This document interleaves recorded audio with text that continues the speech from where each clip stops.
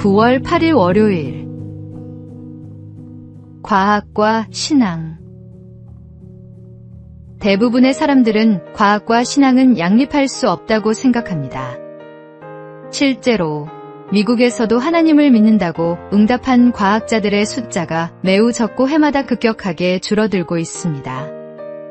그러나 역사적으로 위대한 과학자는 위대한 신앙인인 경우가 많습니다. 유엔이 조사한 통계에 따르면 지난 3세기 동안 세계에 발견을 한 300명의 과학자 중에서 무신론자는 20명밖에 없었습니다. 노벨화학상 후보에 5번이나 올랐던 헨리 셰페 교수는 이렇게 말했습니다. 과학자일수록 기독교인이 될 수밖에 없다고 생각합니다. 정교하게 움직이고 있는 우주를 알면 알수록 하나님의 존재를 인정하게 되기 때문입니다. 천문학자 요하네스 케플러는 시편 19편의 말씀을 신조로 삼았고, 갈릴레오는 우주는 하나님이 수학으로 쓰신 제2의 성경이라고 말했습니다. 그들은 과학을 깊이 탐구할수록 인간 이성을 초월한 질서와 목적을 깨달았고, 그것이 곧 신앙으로 이어졌던 것입니다. 오늘 우리도 세상을 바라볼 때 우연이 아니라 창조의 손길을 볼 수 있어야 합니다. 세상의 모든 것이 하나님의 살아계심을 증거하고 있음을 믿으십니까? 믿음의 눈으로 세상을 바라보며 거부할 수 없는 하나님의 살아계심을 느껴보십시오. 오늘의 말씀. 창세로부터 그의 보이지 아니하는 것들, 곧 그의 영원하신 능력과 신성이 그가 만드신 만물에 분명히 보여 알려졌나니.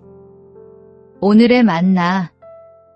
하나님의 창조 세계는 과학을 통해 더욱 신비롭게 드러납니다. 모든 피조물 속에서 창조주의 지혜와 능력을 발견하십시오.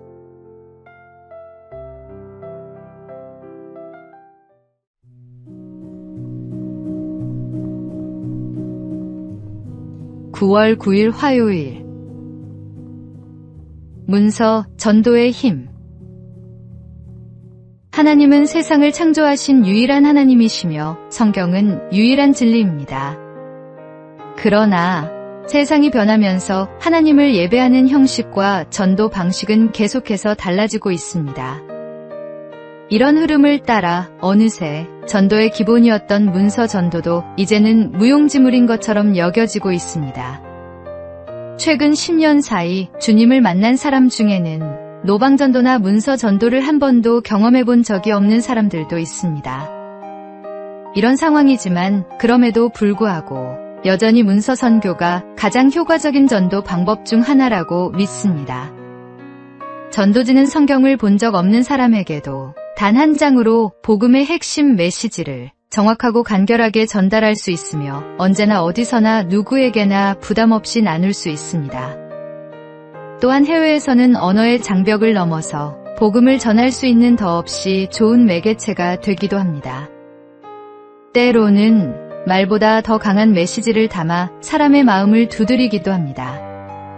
주님의 복음을 전할 수만 있다면 우리는 수단과 방법을 가리지 말아야 합니다. 관계를 통해 가까운 이에게 복음을 전하는 것도 귀하고, 전도지를 통해 처음 보는 이에게 복음을 전하는 것도 귀합니다. 하나님이 주시는 감동을 따라 때를 얻든지 못 얻든지 힘써 복음을 전하십시오.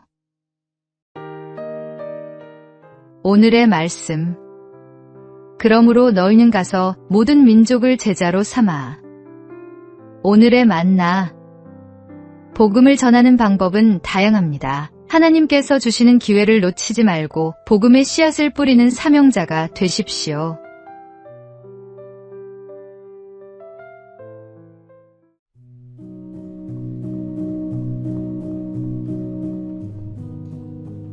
(9월 10일) 수요일.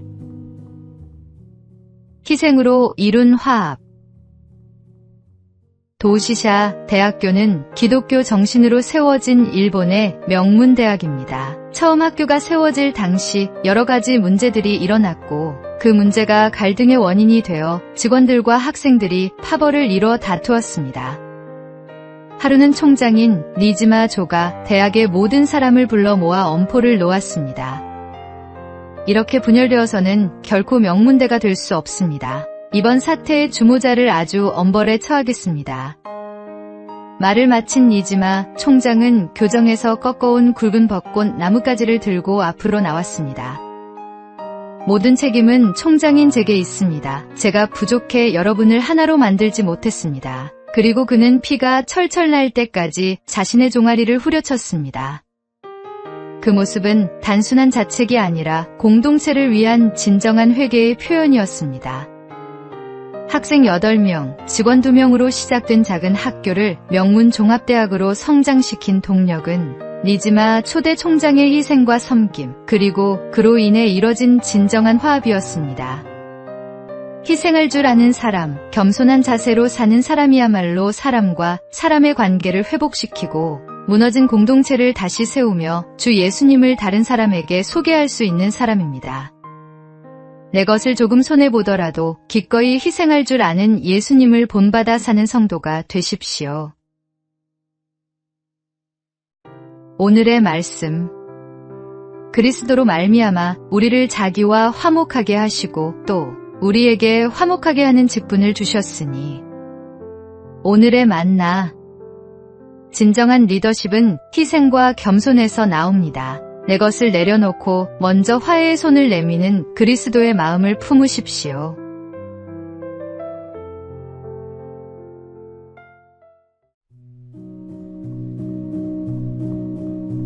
(9월 11일) 목요일. 신앙의 고수가 되는 길. TV 프로그램 생활의 달인을 보면 평범한 사람들이 한 분야에서 놀라운 경지에 이른 모습을 봅니다.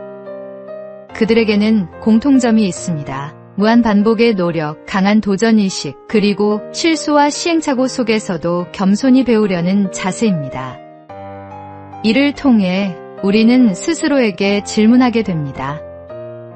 나는 신앙의 고수인가? 아니면 아직 하수인가? 신앙의 고수란 단순히 교회 생활을 열심히 하는 것이 아닙니다. 내적으로는 성령으로 충만하고 외적으로는 그리스도의 향기가 물씬 풍기는 삶을 사는 것입니다.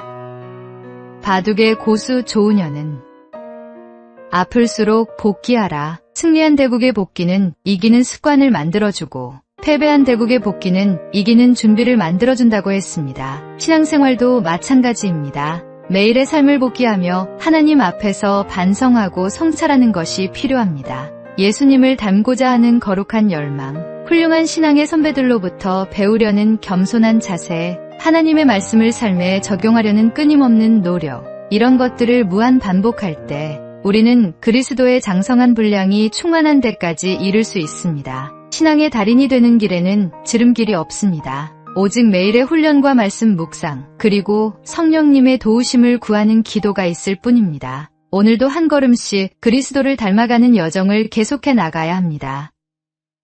오늘의 말씀. 우리가 다 하나님의 아들을 믿는 것과 아는 일에 하나가 되어 온전한 사람을 이루어 그리스도의 장성한 분량이 충만한 데까지 이르리니. 오늘의 만나. 매일의 작은 순종과 훈련이 모여 그리스도의 장성한 분량에 이르게 됩니다. 오늘 하루도 주님을 닮아가는 작은 걸음을 내딛어 보시기 바랍니다.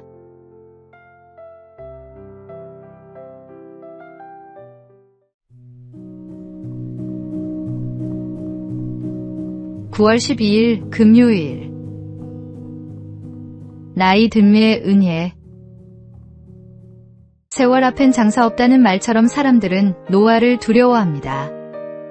흰머리와 주름, 구부정해지는 등을 보며 나이 드는 것을 부정적으로만 생각하곤 합니다. 그러나 최근 연구 결과는 우리의 편견을 뒤바꿔줍니다. 나이 먹는 것에 대해 긍정적으로 생각할수록 더 건강하게 오래 살 수 있다는 것입니다. 나이가 들수록 스트레스를 다루는 능력이 향상됩니다. 인생 경험이 쌓이면서 웬만한 일에는 흔들리지 않고 감정 조절도 더 능숙해집니다. 부정적인 감정에서 긍정적인 마음으로 돌아오는 회복 탄력성도 좋아집니다. 특정 기억력은 줄어들 수 있지만 인생의 지혜와 지식, 상황 대응 능력 같은 결정 지능은 오히려 자라납니다. 성경은 늙은 자에게는 지혜가 있고 장수하는 자에게는 명철이 있다고 말씀합니다. 나이가 들면서 생기는 가장 큰 변화는 진정 중요한 것에 집중하게 된다는 점입니다. 시간의 소중함을 깨달으면서 가치 있는 일에 더 투자하게 됩니다. 하나님께서는 우리에게 세월을 허락하셔서 영적으로 성숙해 가게 하십니다. 젊을 때의 혈기와 조급함은 세월과 함께 지혜와 인내로 변합니다. 나이 드는 것은 쇠퇴가 아니라 하나님께서 주신 또 다른 형태의 성장입니다. 그러니 막연히 노화를 걱정하기보다는 어떻게 하면 하나님 안에서 잘 나이 들어갈 수 있을지 생각해 봅시다. 오늘의 말씀. 늙은 자에게는 지혜가 있고 장수하는 자에게는 명철이 있느니라. 오늘의 만나. 세월은 우리를 늙게 하는 것이 아니라 지혜롭게 만드는 하나님의 선물입니다. 오늘도 한 살 더 나이 든 것을 감사하며 성숙해져가는 내 모습을 발견해 보시기 바랍니다.